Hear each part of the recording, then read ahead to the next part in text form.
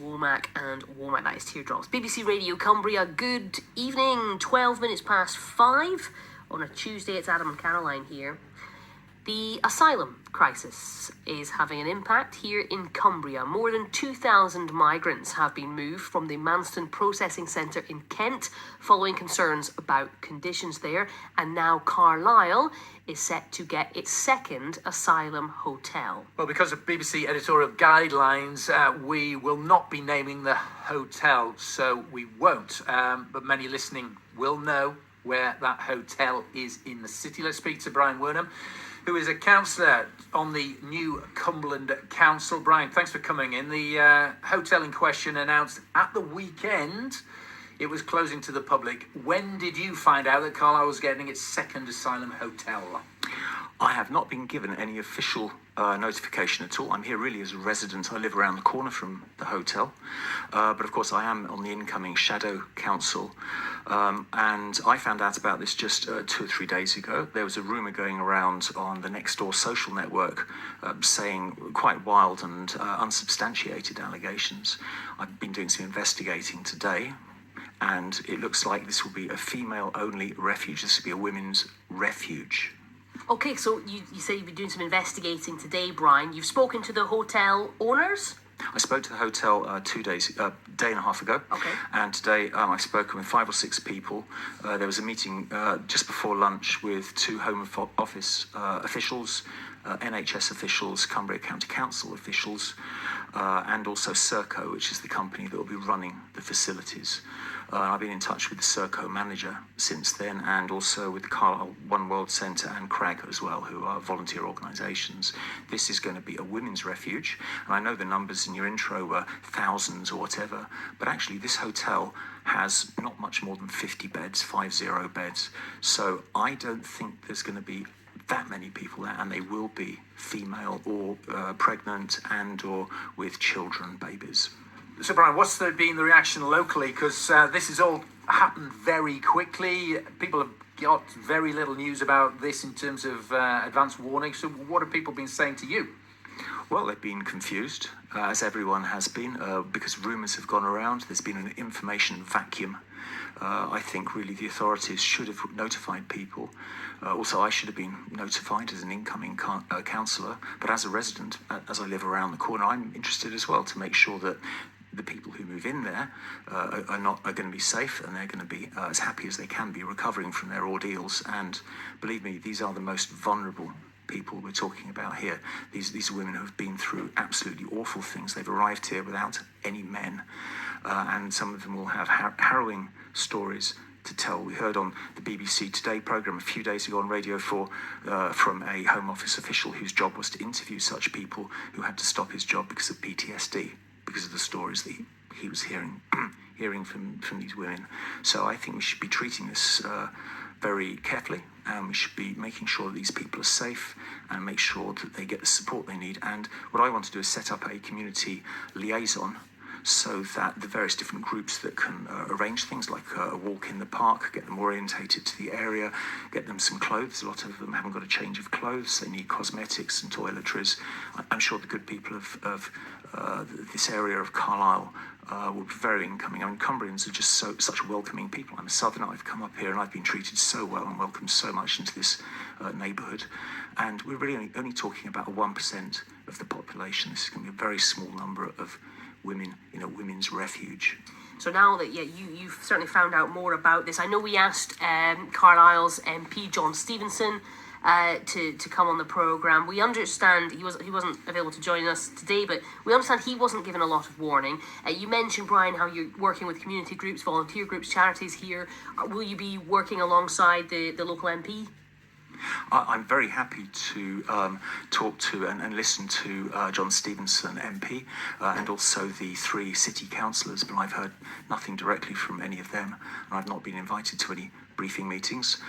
As a resident, I mean, I'm a resident in a road just around the corner from this particular hotel, and none of us have been given any information about what's going on. So rumours have been swirling around and swishing around, but today I've got facts, I've got numbers, I've got information, and I want to turn this chaos and this lack of planning from the Home Office and the Home Office Secretary Suella Braverman, who has messed this up awfully. We've only got 4 days' notice, before anyone might arrive. So the planning is very chaotic on this. The Home Office doesn't like using hotels because they're very expensive. I think the figure they were quoting, £5.6 million a day, costing UK taxpayers. Clearly, this is not a long-term solution. What is? Right, okay, so I'm a Liberal Democrat. We've got a very clear policy on this. We should be doing the processing of these claims in France, in camps in France and in Belgium. The reason people are coming across the channel like this is because that hasn't been put in place. There's been money. £140 million now has been spent on this harebrained Rwandan scheme, which is a gimmick. £120 million originally, and Suella Braverman's now putting another 20 million in. She's riding around Kent in a military helicopter inspecting the sea.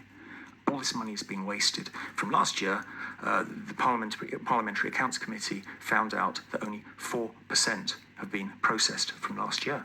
They're sitting in these hotels because they haven't been processed, because they haven't got the right number of staff to process them, and they're being processed in the wrong place. They should not have to come across the channel in the first place. Our solution is to get them processed and checked in France and Belgium and Holland, and those that are not telling the truth can go back to their original countries, and those people who are genuine can come to our country and be welcomed and looked after, like these women are. The Home Secretary, Suella Braverman, you mentioned there, under sort of increasing pressure over this. She did visit the site in Kent. In a helicopter. We're waiting to hear. In a big military helicopter, which was totally unnecessary to make her look like she's some brave military person. And certainly, she's not. She's a solicitor. Well, the email question somewhat overshadowing Suella Braverman, still pressure on her position, and then indeed been out of the headlines thanks to her colleague Gavin Williamson. She's doubled down on the Rwanda, saying it will deter people smugglers, and it's all about making sure people don't make the dangerous trip in the first place. Well, obviously it's not. So, in terms, you just told us that you want to see areas inside the continent, in France, in Belgium, to deal with this. You think we've had 40,000 people almost so far this year come across the channel on little boats. You think that will stop that problem? Well, the Ukrainians have been given the opportunity to register in embassies and places abroad. I know some people who registered in Poland, and my fellow councillor has taken in Ukrainian refugees, and they were processed applying from Poland. So they didn't have to come across in a boat. What is it about Ukrainians that is special, that we can't do the same thing for the others and save money? Brian, it'd be really interesting to hear your thoughts on the new asylum hotel in Carlisle. Before you go, and I know you had your resident hat on rather than your councillor hat on, but you did mention you are a Liberal Democrat. Once or twice. Cumbrians are being asked for their thoughts on possible boundary changes, which could mean big changes for constituents. We're going to have fewer MPs, 6 to 5. Are you worried for Tim Farron? He's a lone Lib Dem amongst a sea of Conservatives. Well, I'll tell you something, Caroline. You can cross the bridge, the Eden Bridge here in Carlisle, and start driving towards Scotland, and you will not go through a Conservative ward anymore. You'll go through Stanwix, which is my ward, which is Liberal Democrat. You'll go through Beelo, which is Green. You'll go through Longtown, which is Blue.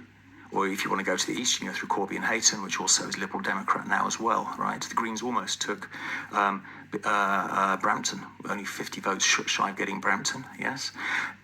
So I don't think so at all. I'm a sad geek. I woke up at 1 minute past midnight and I downloaded these new maps, and they look very interesting. The Boundaries Commission had this very tight straitjacket within which they had to keep all of these constituencies almost exactly the same size, within 5%. And that's meant that there's this weird constituency, well, weird, we'll get used to it, I suppose, between Penrith going all the way out to the Solway coast, for example. Also, Keswick is thrown in with Whitehaven and Workington. But I think we'll get used to it, and I think we'll see the tide turning, and the Liberal Democrats are going to become the opposition, really, I think, to Labour in this area, and the Conservatives will drop out into third place. That's our intent for the next general election. Brian, thanks for coming in. Councillor Brian Wernham, who is part of the new unitary authority, Cumberland Council, which kicks in next year, and his thoughts on the new Asylum Hotel, which we understand will start at the weekend, probably into next week, and we understand it is for women and children, single women and children, obviously a women's hostel essentially. A Home Office spokesman told us the number of people arriving in the UK who require accommodation has reached record levels and has put our asylum system under incredible strain. The use of hotels to house asylum seekers is unacceptable. The statement says there are currently more than 37,000 asylum seekers in hotels, costing the UK's taxpayers £5.6 million a day. The use of hotels is a short-term solution. We are working hard with local authorities to find appropriate accommodation. You see, tonight it could go either way.